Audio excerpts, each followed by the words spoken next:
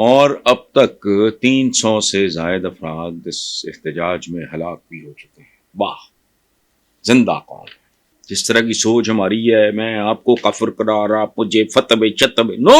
میں تب بھی کہا کرتا تھا کہ ان کے اور ہمارے درمیان نہ رنگت ملتی ہے، نہ قد ملتے ہیں، نہ رویے ملتے ہیں، حتیٰ کہ ہماری پریکٹسز بھی نہیں ملتی. ان کا کھانے پینے کا سٹائل ہم سے ڈفرنٹ. ان کو نہ دیر تک آپ بے وقوف بنا سکتے ہو. پاکستان کی ایلیٹ نے ان کا استحصال کیا تھا، انہوں نے حساب برابر کر دیا.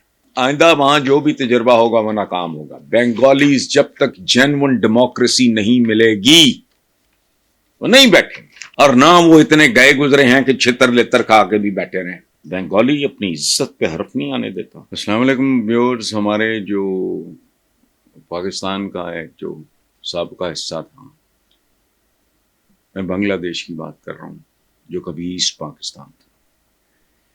وہاں کی جو بنگلہ دیشی وزیر اعظم، اس نے بڑی دیر تک بنگالیوں کو نتھ ڈالے رکھی. اپنے عہدے سے فارغ ہو کے ملک چھوڑ کے وہ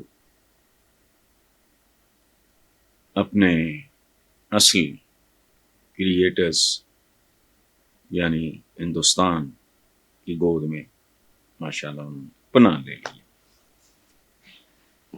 اچھا، بنگلہ دیشی عوام کئی دنوں سے کوٹا سسٹم وغیرہ وغیرہ وغیرہ، پھر 4 لاکھ سے زائد لوگ اس وقت سڑکوں پہ نکلے، اور اب تک 300 سے زائد افراد اس احتجاج میں ہلاک بھی ہو چکے ہیں. واہ، زندہ قوم.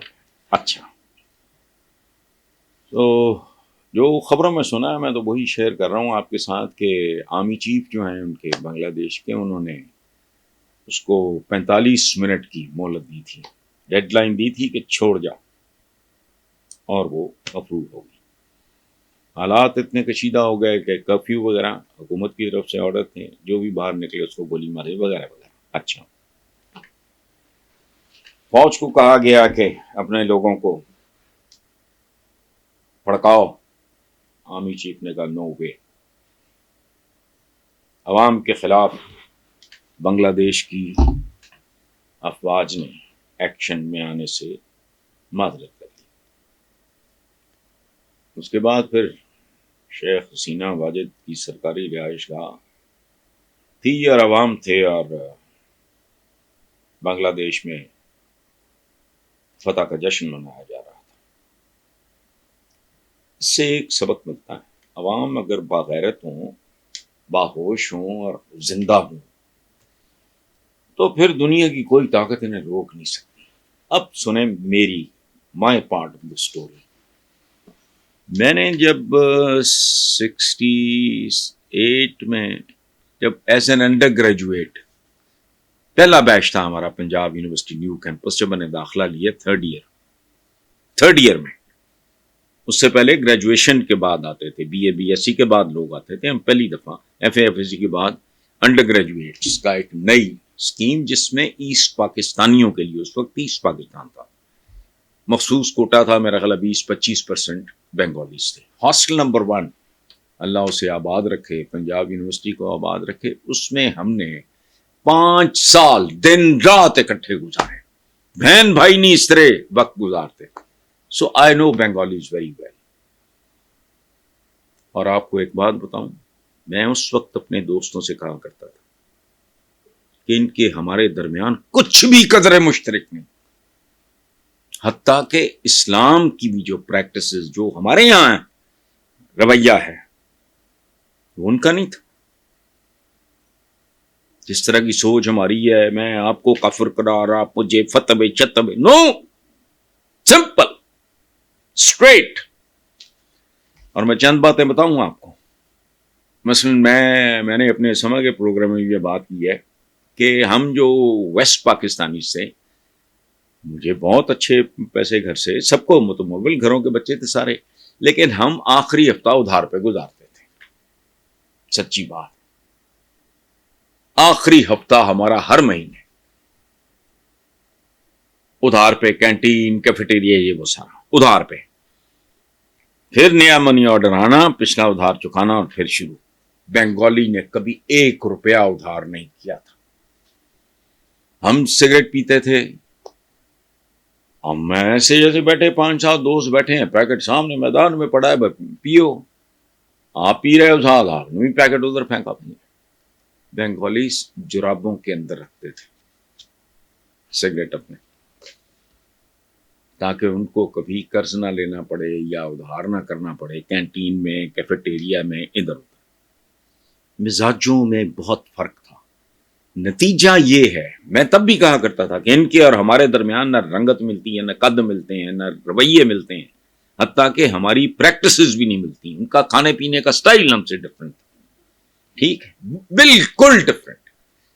مطلب کروڑپتی گھروں کے بچے بھی یہ وہ شام کو وہ گول سی دھوتی باندھتے تھے. ایسا نہیں کہ ہم نے دھوتی دیکھی نہیں تھی, لاچا نہیں دیکھا تھا, لنگی نہیں دیکھی تھی, نہیں.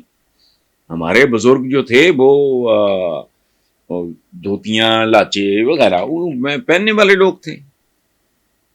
میرے تو ایک رشتے کے تایا تھے, انہوں نے تو ساری زندگی, ابراہیم ان کا نام تھا, انہوں نے تو پوری زندگی لاچے اور دھوتی, تیمت کہتے ہیں, اس کے علاوہ پہنا ہی کچھ نہیں تھا. بہت بڑے ذمہ دار تھے, سارا کچھ تھا, لیکن نہیں, انہوں نے کبھی شلوار بھی نہیں پہنی تھی. وہ کہتے تھے یہ ہمارا لباس ہی نہیں, شلوار تو ترکوں کا لباس ہے, ہمارا تو یہی ہے بھائی, ہم تو یہی پہنیں گے. یہ وہ گول دھوتی باندھتے تھے. میں نے زندگی میں پہلی بار کسی کو گول دھوتی باندھے دیکھا. مطلب یہ نہیں کہ یوں کر کے آپ نے, نہیں. سو آئی نو بنگالیز ویری ویل. ان کو نہ دیر تک آپ بے وقوف بنا سکتے ہو. پاکستان کی ایلیٹ نے ان کا استحصال کیا تھا, انہوں نے حساب برابر کر دیا, سمجھے آپ.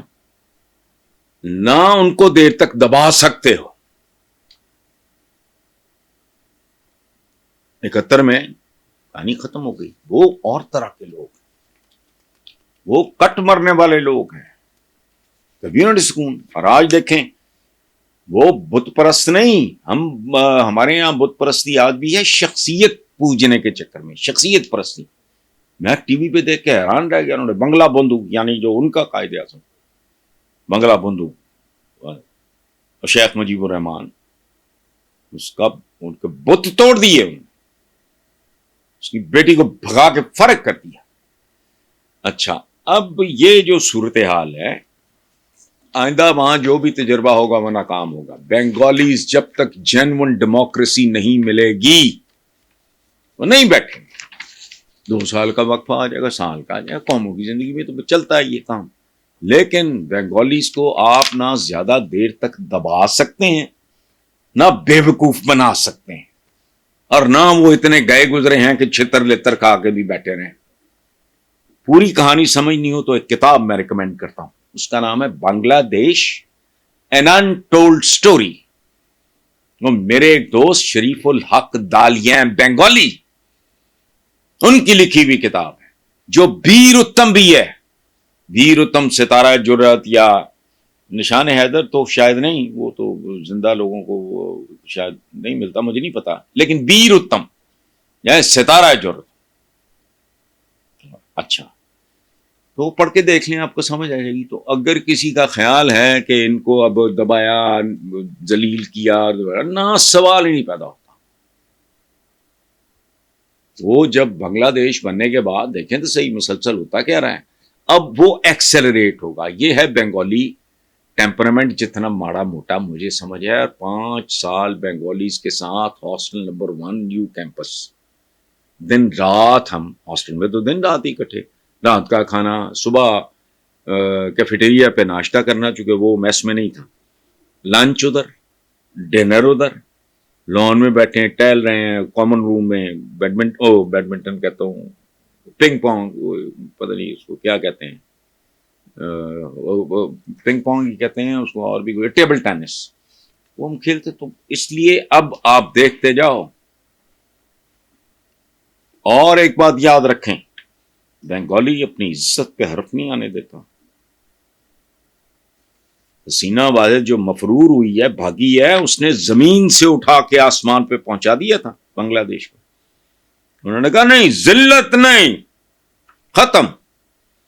وہ چونکہ بالکل ایک فیشسٹ کی طرح حکومت کر رہی تھی, اور یہ کر رہی تھی, وہ کر رہی, خیر بہرحال چھوڑیں. اچھا, تو یہ ان کے خلاف جو نفرت کا آتش فشاں تھا وہ پھٹ پڑا ہے, اور یہی ہوتا ہے. اگر قوم میں مطلب دم ہو ظاہر ہے. دوسری خبر یہ ہے کہ 5 اگست کو آج پتہ نہیں کیا ہے یوم استحصال کشمیر. تو بھائی مناؤ, مطلب اظہاری یکجہتی, ماتم, افسوس, پتہ نہیں کیا کیا کہتے ہیں, پتہ نہیں کیا مارتے ہیں کتنے سال سے. او بھائی